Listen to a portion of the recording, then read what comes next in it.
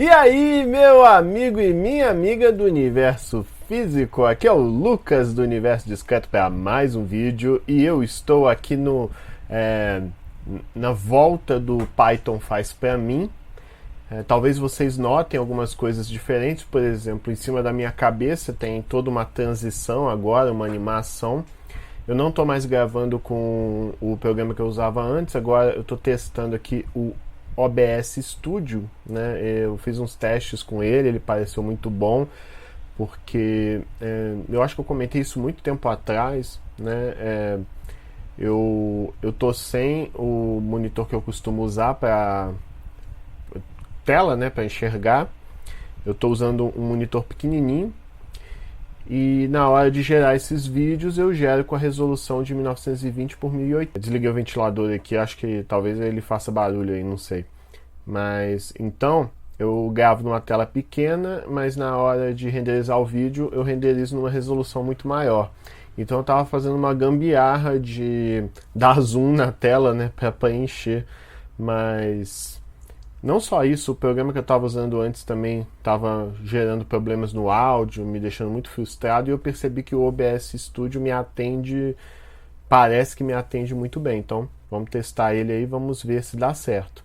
Mas até para testar eu estou tentando fazer um vídeo mais simples hoje, não sei se vai ficar tão simples assim, mas como vocês devem estar vendo, tá a minha webcam aí, do lado esquerdo, né? Acho que para vocês deve ser o lado esquerdo mesmo, tá a tela mesmo do computador completa, né? E tem um espaço aí vazio que eu coloquei essa transição aí, essa animação que tem o logo do Universo Discreto e fica mudando de cores. Eu realmente não sei se o melhor coisa visual assim para ocupar essa barra, mas eu tava pensando, por que eu coloco aí que pudesse ser dinâmico, que ficasse gerando coisas diferentes e que fosse legal? Aí me surgiu na cabeça exatamente isso, fazer um script Python que pega o logo do Universo Discreto, esse logo aqui, ó, vou mostrar aqui para vocês, ó, eu tô botando aí na tela esse logo aqui, que é praticamente uma coisa binária, né? Você tem o fundo branco e tem um azul aí que é quase preto. Aí eu fiz um script em Python que pega esse logo e ele fica gerando dinamicamente transições entre várias cores, né? Aí eu até gerei um exemplo aqui em tamanho normal para vocês verem, né? Ele sorteia realmente as cores da frente e do fundo. Eu só tomei o cuidado para na hora de sortear essas cores ele não escolher uma cor do logo e do fundo que atrapalhe, né, na hora de enxergar. Você tem que ter um contraste bom. Né? Foi o único cuidado maior que eu tomei. Mas tirando isso, é totalmente sorteada, né, as cores. E ele fica o tempo todo assim, mudando de um para o outro, e muda para o outro, e o outro, e outro, e durante muito, muito tempo. Né? Eu não sei se realmente é a coisa mais estilosa, linda do mundo, mas assim, eu achei interessante criar um script que você só dá o logo binário e ele te dá esse vídeo, né, com essa transição aí acontecendo o tempo todo do logo. E talvez vocês estejam curiosos de saber como eu fiz isso, né? Como é que o Python automatizou para mim esse tipo de coisa. É esse o propósito desse vídeo, né? O repositório com o código que eu fiz está na descrição. Eu tentei fazer um código razoavelmente bom, eu sei que ele está incompleto, limitado e até com umas coisas de código que não são exatamente de eu me orgulhar, mas vamos ver, né? Vamos ver como é que eu implementei esse negócio. Tudo começa aqui, por enquanto é um arquivo só mesmo, né? É um arquivo só que tem todo esse projeto, né? Tudo começa aqui do main, como eu sempre falo aí com vocês, né? E o main, ele é basicamente, o main é chamado, né, logo ali, é basicamente isso aqui que eu marquei. Dá pra gente dividir mais ou menos em 3 partes, né? Essa primeira parte aqui, que o algoritmo funciona por linhas de comando, né? Eu vou mostrar isso para vocês, mas toda essa parte aí é para ele extrair as informações que são passadas por linha de comando e ele testa para ver se o arquivo com o logo que você vai usar, se ele existe ou não. Se ele não existir, não há o que fazer. Desculpa, gente, vou ter que ligar o ventilador. Talvez vocês tenham que ouvir um zumbidinho aí, mas tá muito calor aqui. Bom, e depois disso, você tem... Eu vou mostrar essa parte da linha de parâmetros, né? Parâmetros por linha de comando, não se preocupem. E depois tem mais dois métodos importantes. Esse daqui que eu chamei de Compute Entire Animation, que, como o próprio nome já diz, é ele que vai construir toda a animação. Mas o que ele faz? Ele salva no HD cada transição num arquivo só. Né? Por que eu fiz isso? Eu fiz isso porque eu deixo... O que eu pensei de fazer é deixar durante horas ele produzindo vários vídeos. Né? Eu poderia fazer um código só que ele gera tudo, depois joga tudo no arquivo de vídeo só. Mas se aí der pau, eu perco horas de processamento. Então, eu pensei, vou fazer um método que gera cada clipe, né, cada transição, e salva no arquivo mesmo. Depois outro vai lá e junta. Até porque eu posso reaproveitar essas informações, né? Eu posso, às vezes se der pau alguma coisa, mais para frente eu descubro um bug no programa, eu posso continuar de onde parou, né? Então, por isso que eu achei que fazia mais sentido salvar os clipes assim soltos. E depois disso, você tem o método Merge Clips, que, como o próprio nome já diz, ele vai pegar cada um desses arquivos que gerou cada transição sozinha e junta tudo num vídeo só. Eu não sei se ficou claro isso, mas cada um desses arquivos, 0, 1, 2, 3, 4 AVI, por aí vai, é só uma transição de uma cor inicial de logo e de fundo para outra com uma combinação diferente. Né? Lembrando que ele sorteia as cores iniciais e finais e ele interpola, né? Ele gera toda essa transição de um para o outro. Né? Aí eu nem gostei muito dessa que ele escolheu aqui, mas o mais importante é existir o contraste. Agora que eu lembrei, né, que o tamanho da fonte pode ser um problema, não se preocupem, eu vou aumentar o tamanho no IDE, já aumentei aqui no prompt de comando. E como é que funciona esse programa? Né? É só um arquivo que é o main.py ali. E aí eu chamo essa diretiva aqui h para justamente chamar o help, né? Toda a explicação, né, por trás desses parâmetros. Beleza, deu uma esticada aqui, acho que fica melhor. Então o programa ele cria animação de transição de cores com logos, né? Você pode pegar qualquer logo desde que ele seja binário. Quando eu digo binário, não é que ele tem que ser preto e branco exatamente, mas pode ser vermelho e verde, né? Alguma transição assim, porque depois o programa ele vai aplicar uma limerização, eu vou mostrar isso. Né, e ele vai fazer essa separação frente e fundo baseado nas cores. Então eu até peço para, na hora de você usar o programa, toma cuidado para não passar com um logo com duas cores, né, ou mais que isso, que aí vai ter um resultado imprevisível, né, no sentido de que provavelmente um pedaço do seu logo pode ir para o fundo, né, esse tipo de coisa. Então o primeiro são dois parâmetros realmente obrigatórios aqui. Né? O primeiro é o local onde está esse arquivo aí do logo. Eu coloquei que devem ser binárias só com duas cores preto e branco, mas parando para pensar aqui, eu acho que só de passar com duas cores diferentes já funciona, né? Direitinho. E o Count Transitions é basicamente quantas transições você vai ter. No exemplo aqui, eu rodei 5, né? Desse cara que vai para essa cor, e desse cara vai para essa cor, e desse cara vai para essa cor, e desse cara vai para essa cor. Né? Então, se você for contando assim, né, no fim das contas, gera 5 arquivos de transição. E são esses que ao final você vai juntar no seu arquivo de vídeo final. Depois disso, vocês vão ter 4 parâmetros opcionais que têm relação com a altura e largura do seu vídeo. Por que eu criei esse parâmetro? É pelo seguinte, como vocês devem estar vendo aí na tela, esse aqui de cima, né, ele tem uma altura bastante razoável e uma largura pequena. Então, esse meu código aqui, você pode dizer qual que vai ser o tamanho dessa vinheta, né, dessa animação. No caso, o que eu estou usando aqui, né, o que eu usei, deixa eu ver se está... não, mas a gente pode ver isso pelo código aqui. Aqui no caso, né, eu defini que a altura do logo por padrão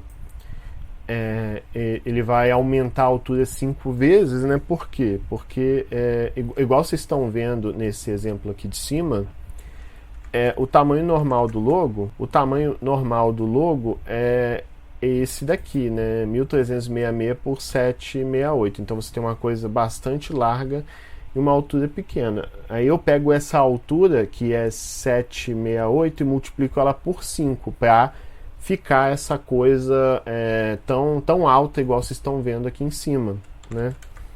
Então, a altura... então, quando eu coloco aqui a altura, no default, de 5, na verdade é 5 vezes a altura normal do logo, né?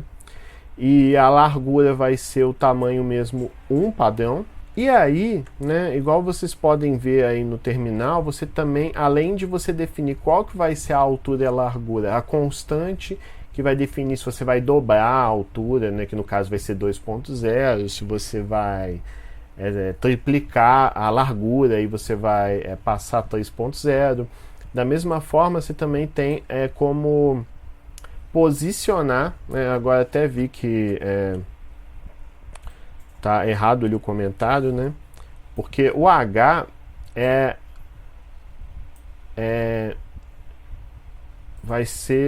seria na verdade a multiplicação da altura do logo no vídeo, perfeito. No caso do W vai ser a multiplicação da largura, né? Já vou até atualizar no GitHub, né, essas informações. E no caso, esse PH e esse PW, que até aqui no terminal está Position Height, né, de altura logo, e Position Width, né, que seria a largura.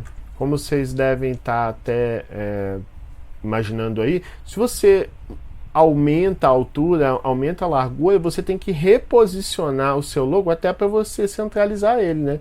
Em que posição, agora que você aumentou a imagem, em que posição o logo vai aparecer? Vai ser no topo superior esquerdo, no centro?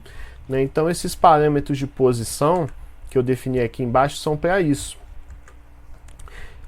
Aí, por exemplo, se você definir, no caso aqui, por padrão, né, para atender as minhas necessidades, eu coloquei que a posição normal seria, no caso, 3. O que isso significa? Né? Vamos abrir o Paint aqui. Então, se você tem, por exemplo, aqui o seu logo, né? Tá aqui o seu logo, assim, o tamanho normal dele. Aí tá lá, universo discreto, qualquer coisa nesse drag. Beleza, tá aqui o seu logo. O seu logo fica nessa posição aqui normal. Aí vamos supor que, igual eu mostrei ali para vocês, eu aumentei essa imagem assim, a altura dela por 5 e mantive a altura normal. Então o que a gente vai fazer? Na verdade, quando eu defino que aquela altura ali vai ser 5, eu estou dizendo isso aqui, ó, vai ter, aqui é 1, aí logo aqui embaixo, né, é 2, ignora que, né, finge que ele está juntinho ali. Aí a altura 3, no caso precisaria de um pouco mais, vamos descer em 3, aí vem aqui, você tem 4, então no fim das contas, essa é a sua imagem, né, da mesma forma que eu mostrei para vocês ali, a altura dela foi para 5. Só que aí no caso, você não vai ter nem o logo aqui, nem essas linhas, né? Imagina que isso tudo aí é a imagem, né? A partir do momento que eu defini que a altura vai aumentar 5 vezes e a largura se mantém como está. Se eu definir, igual eu mostrei ali para vocês, que a posição da largura, né, igual vocês estão vendo aí, a posição da largura, né, o logo, a posição do logo nessa largura for 0, significa que ele vai aparecer em relação à largura na mesma posição que ele já estava, né? Aqui é o 0. Se eu mudasse, por exemplo, para 1, ele ia deslocar justamente uma largura para a direita.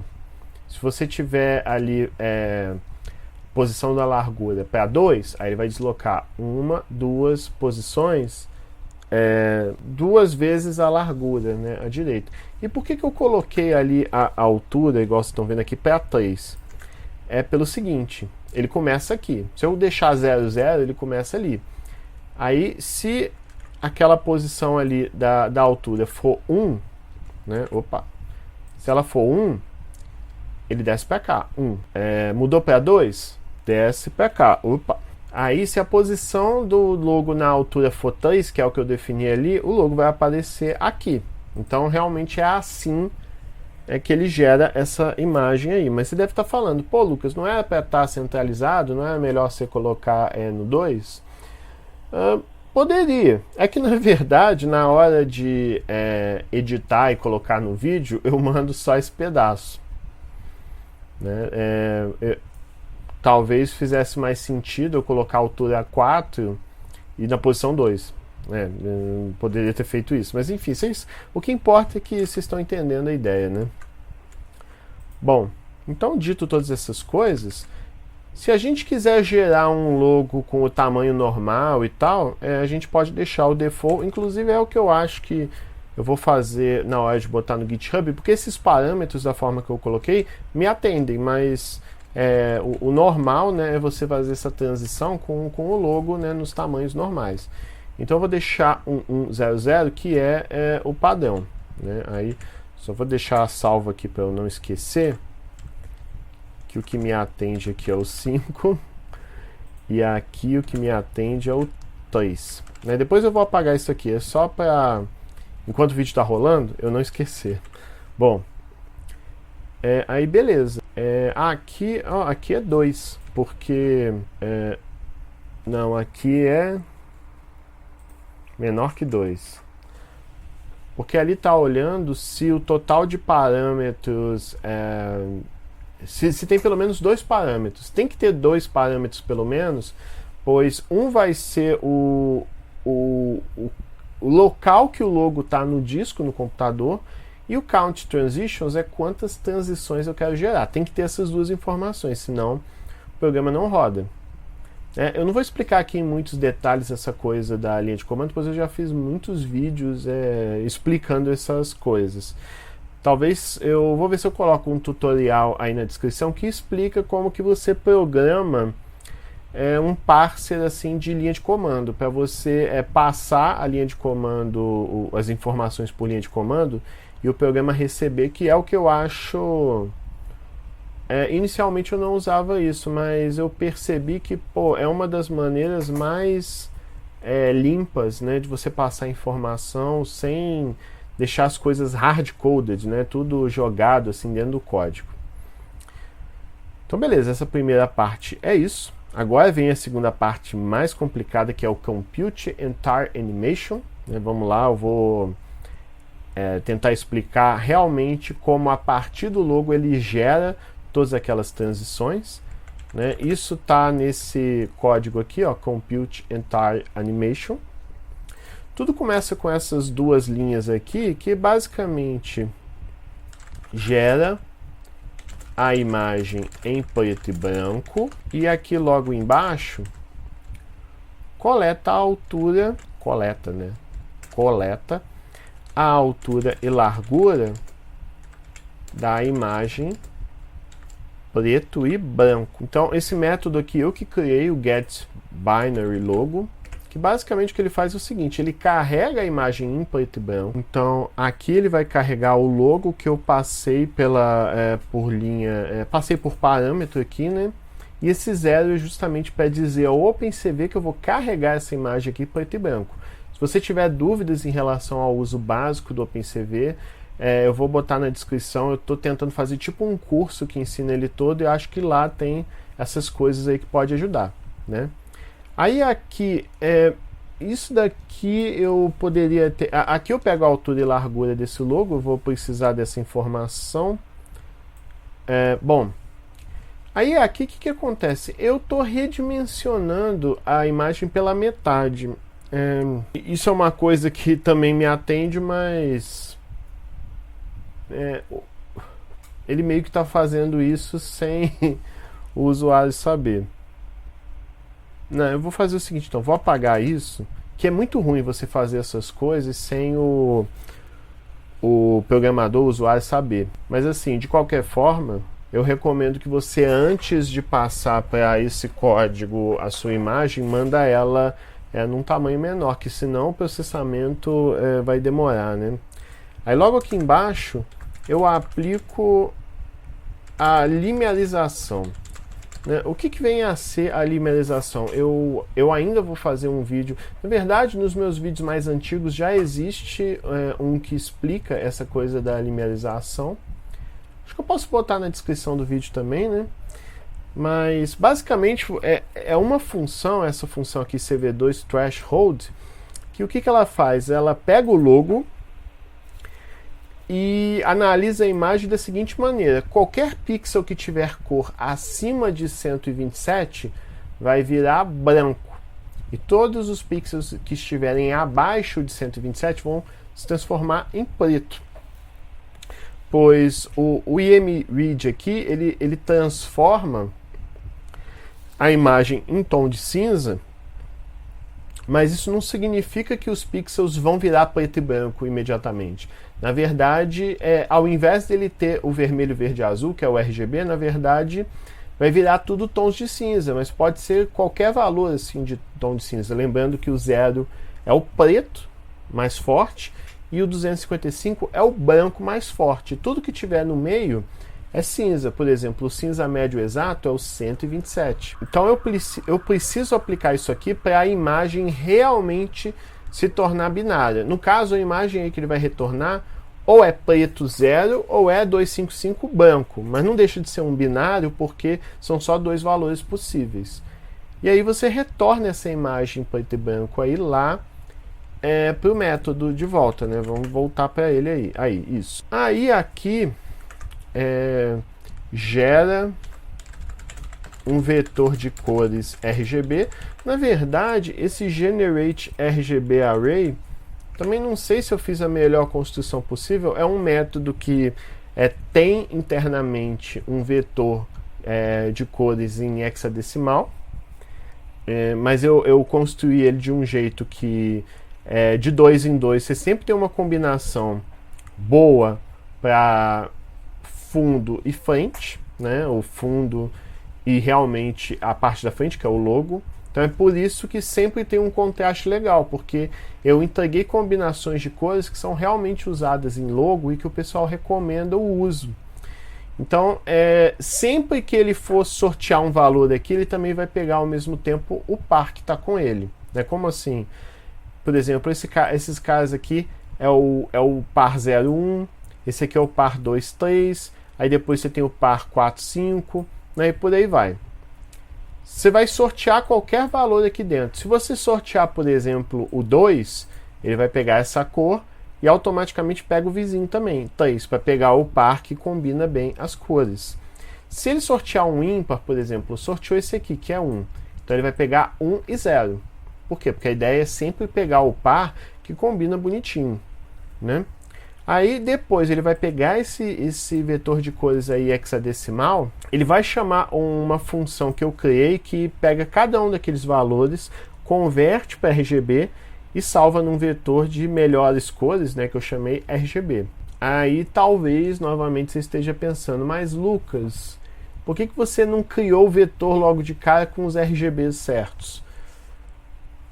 Eu poderia ter feito isso, mas quando você vai pegar cores que você vai escolher na internet, no Google e tal, é muito mais comum você pegar o hexadecimal deles, não o RGB. É mais simples até você pegar o hexadecimal. E também porque eu pensei de talvez no futuro essa informação ir para um arquivo que fica de fora e aí o usuário adiciona as coisas que ele quiser. Na hora de adicionar essas cores, é melhor adicionar como hexadecimal, né? Eu entendi dessa maneira. Mas beleza, ele retorna esse vetor de cores aí RGB, né? Ele retorna isso. Aí começa a entrar na coisa realmente interessante, pois esse for aqui, o que ele vai fazer? Para cada transição, né? Como assim? Ele vai iterar esse for para cada transição. Então, cada iteração desse for é um arquivo de vídeo, né? Uma animação criada. Então ele vai de 0 até o que você passou por linha de parâmetro, né? O que você passou, a quantidade de transições, né? Que a sua animação, né? Realmente vai ter. Aí eu botei uns comentários aqui que eu acho que ajudam, né, a entender melhor. Todo esse código aqui, o que ele faz? Ele gera o primeiro logo. Porque é sempre assim, você vai gerar o primeiro logo, que por exemplo, né, vamos pegar um exemplo, pode ser esse aqui, né? Esse aqui pode ser o primeiro logo, é onde realmente começa. E o segundo logo que vem depois é onde termina. Aí o programa calcula essa interpolação, essa transição que está no meio.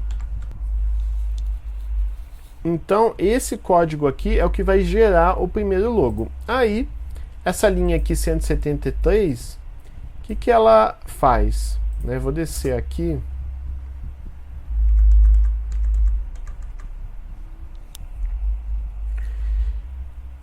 Ele vai chamar a função getRandomColor, que você vai passar aquele vetor de cores e ele vai retornar ele vai retornar, na verdade, duas cores. Ele vai retornar a cor do logo mesmo, a parte da frente, e a cor do fundo. Na verdade, ele não vai retornar a cor diretamente não, mas a posição do vetor com a cor que eu sorteei, que eu escolhi. Aí vamos até dar uma olhada nessa função aqui, né? Ela é bastante simples, né? Ela vai sortear um elemento, né, uma posição desse vetor, né, o randRange é um método aí é uma função, né, um método do Python que você dá um valor e ele vai sortear entre 0 e aquele valor, né? Se bem que se você tiver, por exemplo, 5 elementos, lá em 5 ali, 5 elementos, ele vai sortear de 0, 1, 2, 3 até o 4. Então, mais precisamente, ele sorteia do 0 até o elemento que você botou, menos 1. Aí vem esse cara que ele vai fazer? Ele simplesmente olha o valor que você escolheu e vai ver se ele é par. Se ele for par, ou seja, se ao dividir por 2 dá resto 0, então o colega que faz par com ele, né, a segunda cor randômica, é o elemento que vem logo depois, né? Igual eu mostrei para vocês ali antes. Se você sorteou, por exemplo, o 2, ele vai a cor de par vai ser o 3. Por quê? Porque eu quero uma cor de frente e de fundo que tenha um contraste interessante. Se eu sortear duas completamente diferentes, eu posso sortear a cor da frente e fundo sendo igual, né? Umas coisas assim que não seria muito legal. Se eu cair no else, significa que eu sorteei um ímpar e o par dele é o cara que vem antes. Então, se eu sorteei, por exemplo, 3, a posição 3 da cor 3 é ímpar, então a random color 2 que vai junto com ela, com essa cor, vai ser 2. Que aí vai 3, 2, 0, 1, 4, 5 e por aí vai.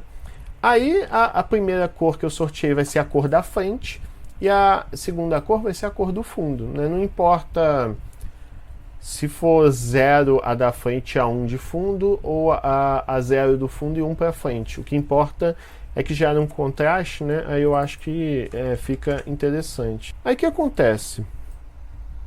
Isso aqui, esse if, eu precisei pelo seguinte: eu quero que as transições sejam encaixadinhas, né? Por exemplo, se esse cara aqui do começo, a parte da frente é o branco e o fundo é o verde, na segunda cor, a cor final, vai ser essa coisa aqui meio verde e esse cinza aqui que é a cor da logo mesmo, né, a parte da frente. Aí na próxima animação, né, no próximo arquivo de vídeo, melhor dizendo, a primeira combinação de cores de logo tem que ser essa. Para quê? Para ele continuar daqui e seguir para uma outra combinação de cores, que no caso aqui é esse verde com tipo um branco, né, um cinza. Aí quando for para o próximo vídeo, ele continua dali e segue para o próximo, gerando realmente uma transição, assim, uma espécie de um loop que faz sentido. Então no código, quando o primeiro vídeo, o primeiro clipe está sendo criado, aí beleza. Aí vai aquelas cores que você sorteou mesmo, né? Agora, se você está a partir do segundo clipe em diante, aí a primeira cor de frente e de fundo vai ser a última cor final de logo. Inclusive, vou deixar assim, mas eu tô com a sensação que esse cara poderia ficar aqui dentro, né? É perigoso mexer assim. Não, mas eu acho que é isso mesmo, eu poderia ter feito isso. Tá. Agora que eu tenho as duas cores, eu posso chamar o método GenerateRandomLogo, que é uma função que realmente vai pegar aquelas cores e produzir um logo com aquelas cores. A gente pode fazer mais uma modificação aqui, ó. Que essa função só precisa de 3 coisas. Ela precisa do logo em binário original, que é esse logo BW aqui, a primeira cor da frente e a primeira cor do fundo. Aí vamos para essa função, né? Vamos dar uma olhada nela. Ela está aqui. Olha, essa largura e essa altura não preciso me preocupar. E o logo vai vir aqui primeiro. Então uma coisa que eu posso fazer aqui logo de cara é pegar.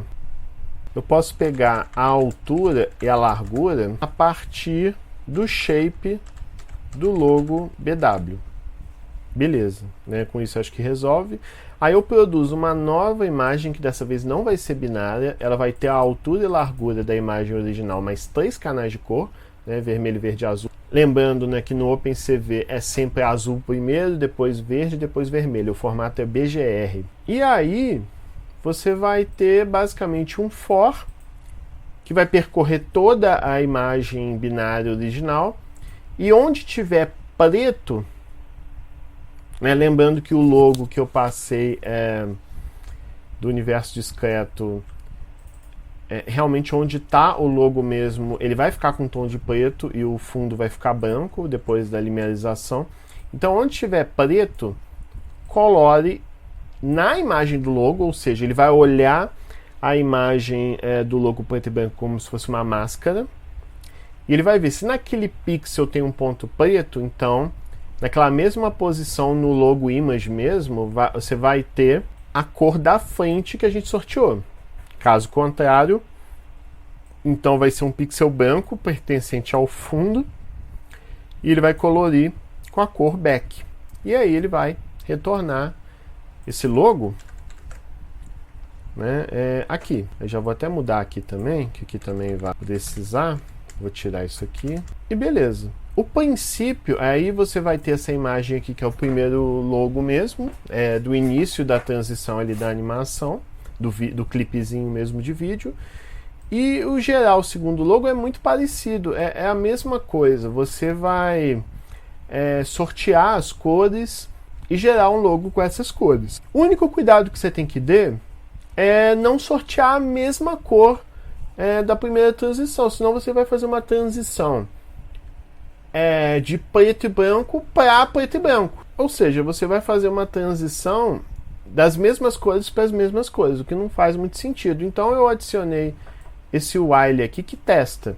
E se ele perceber que a cor da frente do primeiro logo é igual à cor da frente do segundo logo, ou se a cor de fundo do primeiro logo for igual à cor de fundo do segundo logo, aí ele sorteia de novo. Então esse cara aqui é só para ele sortear outra vez, né? Ele vai sortear de novo, duas posições ali com cores possíveis, e vai atribuir essas cores novas aqui embaixo. E vai testar de novo. Ele vai ficar nesse loop até que tanto a cor da frente quanto do fundo seja diferente entre as duas imagens, né? O logo inicial e o final. Né? E depois disso, acabou. Né? Você gerou os dois logos. Aí o que você vai ter que fazer? Você vai ter que computar essa transição de cores que está no meio. Para isso, eu computei aqui o que eu chamo de vetores das diferenças. O que é isso? Ele vai olhar para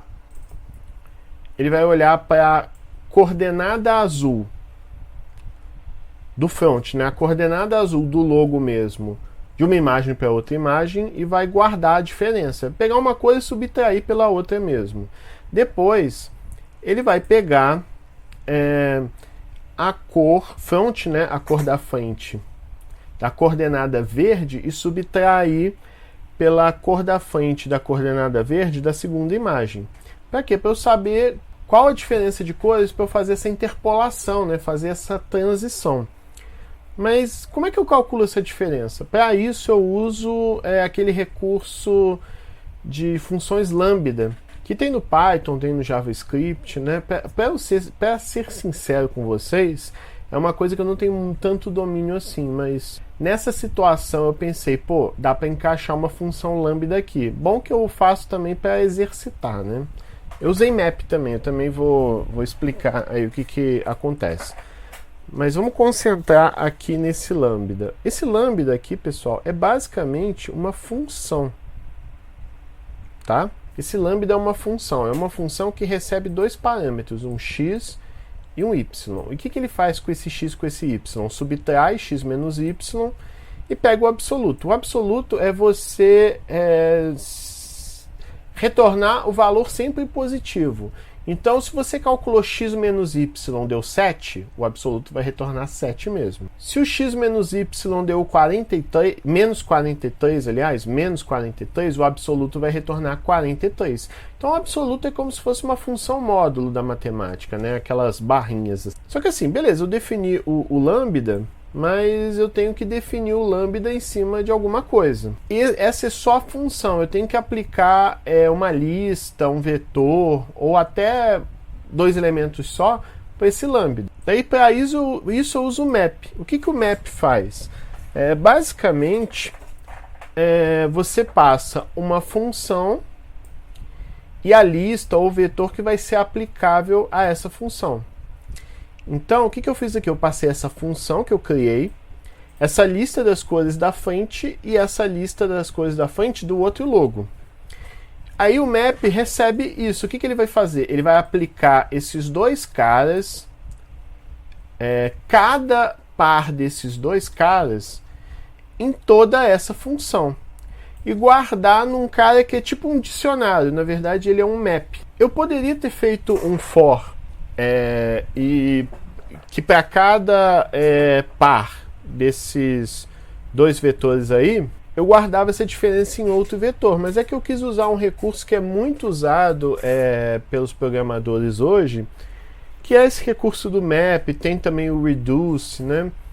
Acho até que eu posso fazer textos, né, sobre isso, caso vocês queiram, né? Acho que é uma coisa que, enquanto programador, é bom você saber utilizar. Né? Numa entrevista de emprego, alguém pode te perguntar isso, né? Esse tipo de coisa. Beleza, então esse diff front aqui, ele vai ser um map que vai guardar 3 elementos.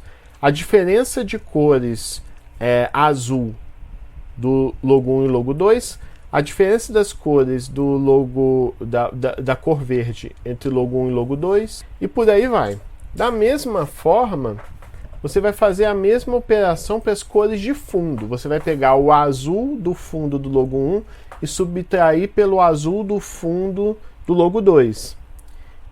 Né? E vai fazer isso para todo mundo. Você vai ter 6 cores, 6 diffs, né? 6 diferenças entre cores aí. E aí eu monto um array com todo mundo. Né? Eu vou até fazer o seguinte, eu vou imprimir esse vetor aqui só para vocês verem, que acho que vai ajudar a entender também. Aí eu vou passar aqui first front color, second front color. Vou passar todo mundo aqui Vou chamar aqui input, só para a gente olhar isso, né? A gente vê. Aí aqui eu vou gerar um com 5 transições, não vai fazer diferença para o logo do universo discreto. Ele vai rodar, vai chegar num momento que ele vai parar ali onde está aquele input, se eu não tiver cometido nenhum erro, né? Não, mas tá aí. Então, essa é a cor da frente do logo 1 e essa é a cor da frente do logo 2. O que o vetor diff vai ser, na verdade? Vai ser esse menos esse, e aí você guarda no vetor diff a diferença, deu 238, pois 238 menos 0 dá 238. Depois ele vai pegar esse verde aqui, 145, e subtrair por 70, deu 75.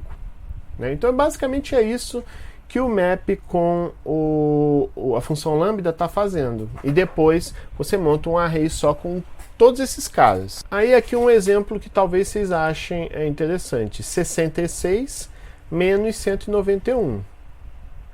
Isso dá menos 125, dá negativo. Só que aí o abs, o absoluto, transforma isso em positivo. Porque eu só quero saber a diferença em módulo deles, né? A quantidade, não se ficou positivo ou negativo, né? Porque é isso que vai ser importante na hora de eu computar a interpolação.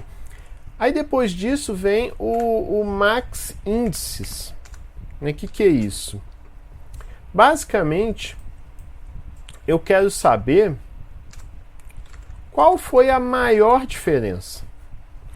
Né? Basicamente, esse where aqui, ele compara cada posição com o maior elemento do vetor. Quando ele acha o where, ele vai me dar onde está dentro do vetor um cara igual ao maior elemento. Então esse max índices aqui, ele vai retornar a posição onde estão os maiores elementos. Aqui a questão você pode ter nesse vetor duas diferenças que são as maiores do vetor. Então você pode ter dois elementos. Por isso que é índices, porque ele pode receber dois. Mas aí não me importa muito se tem um só que é o maior de todos ou mais de um. O que importa é que eu quero achar o maior valor, mesmo que seja um valor repetido. Então, esse if é para isso, pois se só tiver um elemento que for o maior, beleza, o max index vai receber aquele cara lá, vai estar na posição 0 desse vetor. Agora, se tiver mais de um maior elemento, ele vai estar tipo numa matriz, porque na posição 0 você vai ter o vetorzinho com todas as posições de maior elemento. Aí eu pego o primeiro mesmo. Então, por isso que na hora de imprimir aqui o max index, no fim das contas, dentro da posição 0, ele vai ter ali o índice do maior elemento. Né? Da mesma forma, a gente pode imprimir isso para a gente ver. Então, vamos imprimir aqui o diff array e retornar também quem é o maior elemento.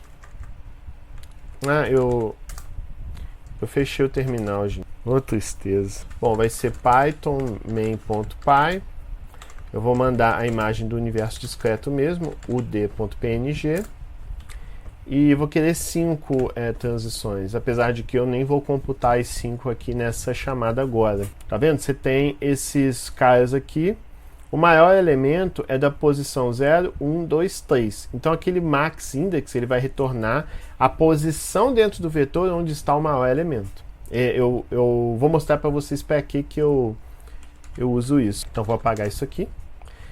Então no compute single logo, na verdade eu vou mudar aqui o nome para compute logo interpolation, porque a operação que a gente faz aqui dentro, a gente chama ela na matemática, na computação, de interpolação. A gente chama ela de interpolação. E nesse compute logo interpolation eu vou passar a posição, que está a maior diferença, o vetor dessa diferença, todas as cores, né? A cor da frente do logo 1, a cor da frente do logo 2, a cor de trás do logo 1, a cor de trás do logo 2.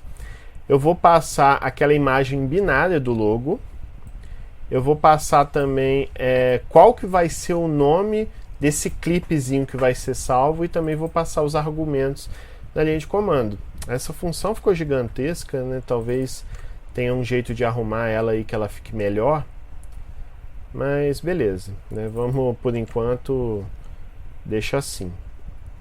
Aí beleza, aqui dentro ele vai realmente construir o clipe, fazer a coisa toda. Então aqui ele vai pegar a altura e largura do logo, ao menos o tamanho original mesmo. E aí essas duas funçõezinhas que eu mostrei até numa live que eu gravei, eu fiz até um código no Google Colab também, vou botar na descrição, que eu ensino como é que você trabalha com processamento de vídeos no OpenCV usando Python. Então por isso que eu não vou explicar isso aqui de novo, eu só vou explicar esse parâmetro aqui, que você diz qual que vai ser a altura e a largura do vídeo. Vai ser a largura original do logo multiplicado por aquela constante de largura que você passa na linha de comando. Como esse cara é um ponto flutuante, essa conta pode dar um ponto flutuante. Aí a gente converte ela por inteiro, porque toda imagem tem uma largura e altura inteira, né? Não é ponto flutuante. E o mesmo princípio a gente faz também para a altura. Aí a gente já constrói o vídeo com o tamanho certo que ele vai ter. Aí, ok, eu vou pegar o índice com a maior diferença e eu vou fazer um for que vai do 0 até essa maior diferença. Esse que vai ser o for. E aqui entra a parte um pouco mais enjoada. Aí, eu acho que a melhor forma de entender isso aqui que eu fiz é você pensar na interpolação linear mesmo. Né? O que você tem aqui? Né? Acho que não vai ter jeito, eu vou ter que imprimir as coisas aqui para ficar claro, né, o que eu estou fazendo. Então, ao invés de eu explicar, né, um monte de código pura e simplesmente. Acho que essa parte aqui realmente é o pulo do gato do código. Vamos botar aqui o input, vamos rodar aqui. Basicamente eu estou calculando porcentagens aqui. Eu estou pegando a diferença, por exemplo, do azul da cor da frente do logo 1 menos, né, eu estou pegando a coordenada azul da cor frontal assim, do logo 1, menos a cor azul dentro do logo mesmo da imagem 2. Eu subtraio, esse cara é o meu diff color array ali 0. Esse cara eu divido ele pela maior diferença. Para quê? Porque eu vou transformar isso tudo em porcentagens. Esse 1 aqui significa o quê? Significa que a diferença entre os azuis dos logos da frente dividido pela maior diferença dá 1. Logo, essa maior diferença já é da coordenada azul dos dois logos. Agora, se eu pegar a diferença entre os verdes, do logo mesmo, da parte frontal dos verdes, e dividir pela maior diferença, dá em torno de 60%. Esses 40% é a transição que eu tenho que caminhar até sair do verde do logo 1 para o verde do logo 2. Então, na verdade, o que falta é os 40%. 60%, porque eu acho que a melhor forma de explicar isso vai ter que ser pelo Paint. Imagina que você tem esses dois logos aqui. Aí, eu quero fazer uma transição dessa bola cinza para essa mesma bola aqui, só que branco. Né? Aí vamos supor que essa cor aqui desse cinza seja 127. Né? Obviamente, desse cara aqui vai ser 255. Deixa eu puxar ele perto, beleza. Obviamente, para esse cara aqui vai ter que ser 255.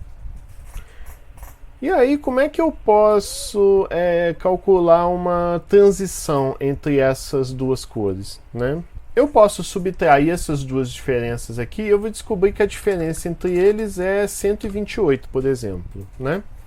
Então, o caminho que falta para eu chegar daquele cinza que eu já estou para o branco é um caminho de 128 dessa diferença.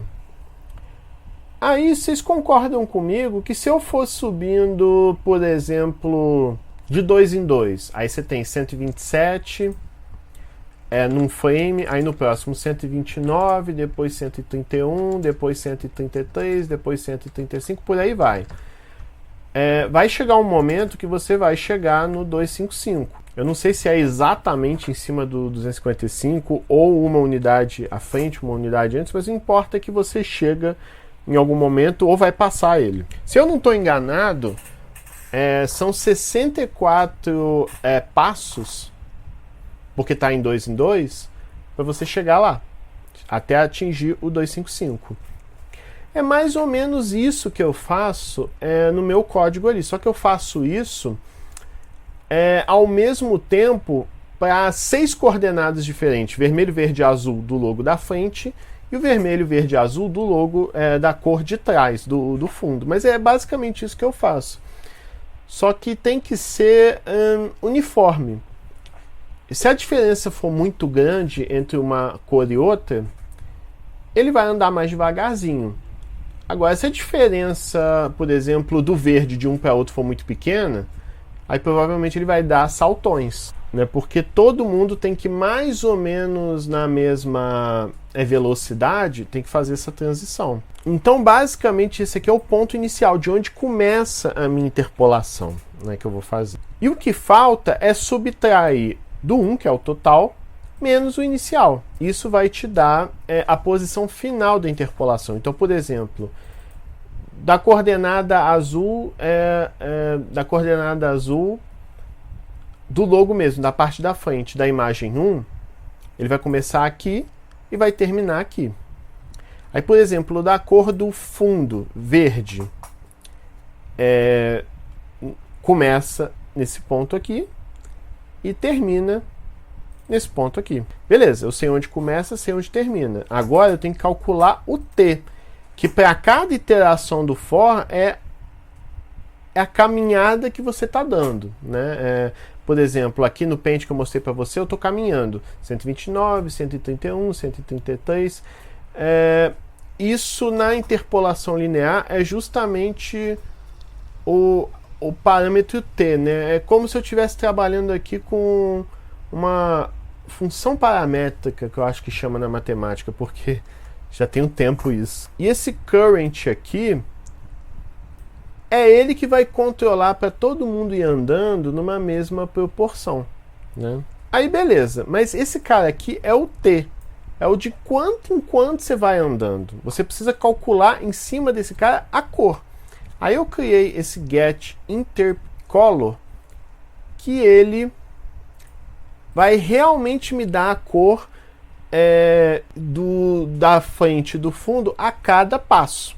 Então, se a gente imprimir esses caras aqui, vamos fazer isso, que eu acho que é interessante. Eu vou imprimir da frente e do fundo. Eu vou chamar aqui o input. Vamos rodar esse cara aqui, né? Opa, aqui não parou, né? Então, vamos rodar esse cara aqui.